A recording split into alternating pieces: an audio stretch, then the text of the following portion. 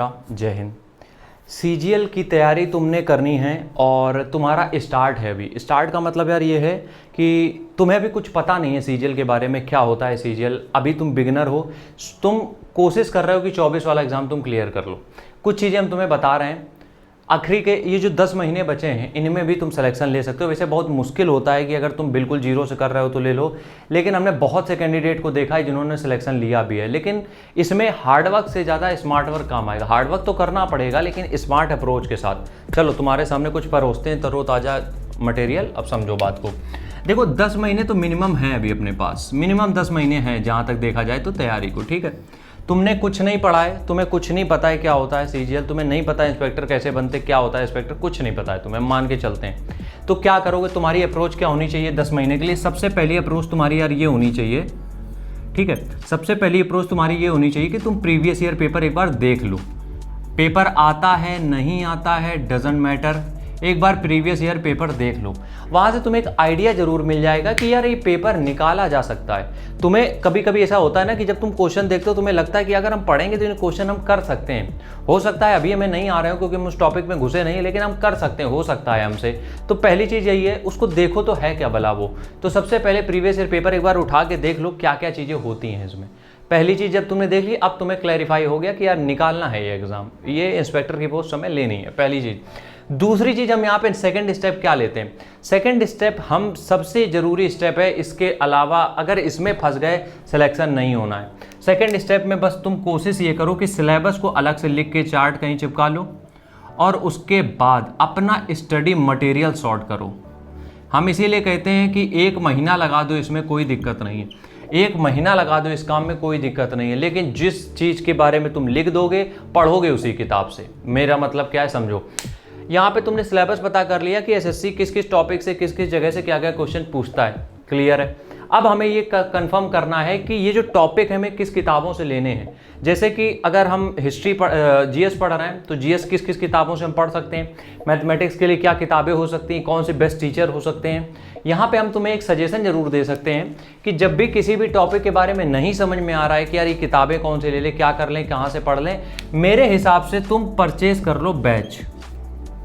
लेकिन ध्यान रहे ऐसे टीचर से परचेज करना जिन्होंने काफ़ी सिलेक्शन दिए हों। ऑनलाइन ऑफलाइन हम बिल्कुल रिकमेंड नहीं करते हैं, ठीक है। इससे क्या होगा, तुम्हारा काम आसान हो जाएगा। तुम छांटने में इतने घंटों लगा दोगे, वो तुम्हें शॉर्ट करके सारी चीज़ें तुम्हें दे देंगे, उसी बात का वो पैसा लेते हैं। तो ये चीज़ें तुम्हारी क्लियर हो जाएंगी। लेकिन फिर भी अपनी तसल्ली के लिए तुम अपना मटेरियल जरूर शॉर्ट कर लेना, खासकर जो किताबें होती हैं। टीचर्स तो जो तुम्हें पढ़ा रहे हैं वो पढ़ाएंगे ही, किताबें अपनी शॉर्ट कर लेना, ठीक है। तीसरी चीज़ हो गई। अब हम जीरो से बात कर रहे हैं तैयारी की, ठीक है। चौथी चीज, सबसे ज्यादा काम तुम्हें 2 चीजों पे करना पड़ेगा और वो करना ही पड़ेगा। एक तो है रीडिंग पे, ये हैबिट बनानी पड़ेगी तुम्हें डेली रीडिंग पे, और दूसरा है कैलकुलेशन पे।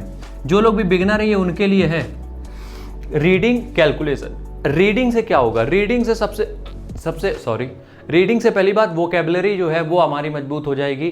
कैलकुलेशन से ये हो जाएगा, चाहे रीजनिंग हो चाहे मैथमेटिक्स।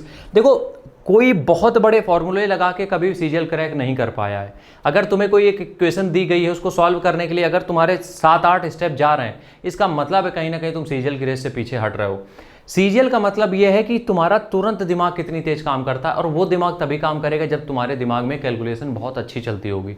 अगर 17 का गुणा 8 में करना है तो तुम 17 गुणे 8 करके वहां पे नहीं लिखोगे, तुम वहां पे ये देखोगे 17 गुणे 8 करना है, उसके बाद इकाई का अंक ये बचा है उसमें ये जोड़ के हमें ये लिख देना है, दैट्स इट। अगर तुम ये सोच रहे हो 17 गुणे 8 करोगे, इकाई का अंक जोड़ोगे, फिर देखोगे हो गया टाइम, इतने में 6-7 बच्चे निकल गए आगे। तो कैलकुलेशन पे ध्यान देना पड़ेगा, रीडिंग पे ध्यान देना पड़ेगा। रीडिंग के लिए मैगजीन पढ़ सकते हो, कैलकुलेशन के लिए या तो वैदिक मैथ पढ़ सकते हो, या तो फिर एक इंस्पेक्टर चालीसा करके किसी टीचर की, गोयल सर हैं कोई, उनकी बुक आती वो ले सकते हो, ठीक है। 4 चीजें समझ में आ गई तुम्हें। ये बिगिनर की हम बात कर रहे हैं, ये बिगिनर को प्रॉब्लम जो होती है उनकी हम बात कर रहे हैं। 5वीं चीज जो बिगिनर के पास है वो है डरना नहीं है। अगर तुम्हें ये लग रहा हो कि कोई 5 साल से एसएससी की तैयारी कर रहा है, तुम नहीं कर पाओगे, ऐसा नहीं है, ऐसा नहीं है। वो लोग पता नहीं क्या कर रहे हैं, 5 साल अगर लगते हैं तो छोड़ देनी चाहिए मेरे हिसाब से तैयारी। भैया डरना नहीं है बिल्कुल भी, ये एग्जाम है तगड़ा, लेकिन अगर तुम्हारी तैयारी उससे तगड़ी हो जाएगी तो क्या दिक्कत है फिर। तो डरना नहीं है। शुरुआत में डर लगता है, लेकिन 1-2 महीने जब तुम खपा दोगे तब तुम्हारे अंदर जो कॉन्फिडेंस आएगा उससे तुम ये पार कर जाओगे, ठीक है। अगली बात, 10 महीने यार खुद को मोटिवेट करके रख लेना बस। 10 महीने खुद को मोटिवेट करके रख लेना। मोटिवेट करने का मतलब पता है क्या है? मोटिवेट करने का मतलब ये है कि तुम्हारे सामने लालच आएगा, तुम्हारे पास छोटे छोटे बहुत सारे एग्जाम आएंगे, तुम्हें लगेगा कि यार ये क्रैक कर लेते, सीजीएल हम करते रहेंगे। ये मत करना।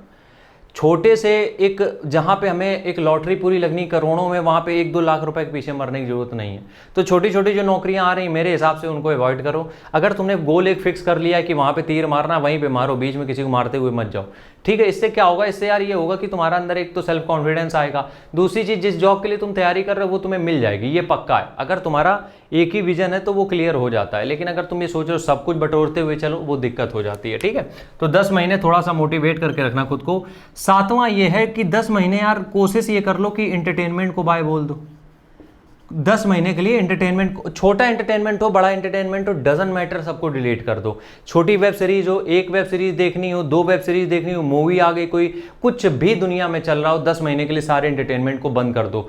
एंटरटेनमेंट को बंद करने का मतलब ये नहीं है कि हम कह रहे हैं 24 घंटे पढ़ो। जब तुम एंटरटेनमेंट कुछ भी कंज्यूम करते हो तो उससे दिक्कत यार ये हो जाती है, जो तुम पढ़ रहे हो वो तुम्हें मेमोराइज नहीं होता है, वो तुम्हें ज़्यादा देर तक याद नहीं रहता है, क्योंकि एंटरटेनमेंट तुम्हें अपने हिसाब से चलाता है। अगर तुम कोई टीवी सीरियल देखते हो तो उसमें जो किरदार होते हैं वो तुम अपने हिसाब से चलाते हो, तुम्हें लगता है कि यार ये सही है, इसके साथ गलत क्यों हो रहा है, फिर वो तुम्हारे दिमाग में तुम्हारी पर्सनल प्रॉब्लम बन जाती है और वो तुम्हें 10 महीने खा जाएगी। तो इसलिए एंटरटेनमेंट 10 महीने के लिए बंद कर देना है, अगर नौकरी 10 महीने के अंदर चाहिए।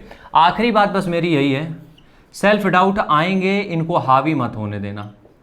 10 महीने में सेल्फ डाउट आएंगे, जब मॉक टेस्ट में नंबर नहीं आते हैं, अच्छे अच्छे धराशायी हो जाते हैं, उस समय खुद को मोटिवेट करके रखना कि मॉक टेस्ट में नहीं आए। बहुत से ऐसे हमने देखा है जिनके मॉक टेस्ट में कुछ नहीं आते थे और वहाँ फोड़ के आए। इसलिए सेल्फ डाउट आएंगे, लेकिन इनको थोड़ा साइड में करके चलना, यकीनन नौकरी तुम्हारी होगी, इंस्पेक्टर तुम बनोगे।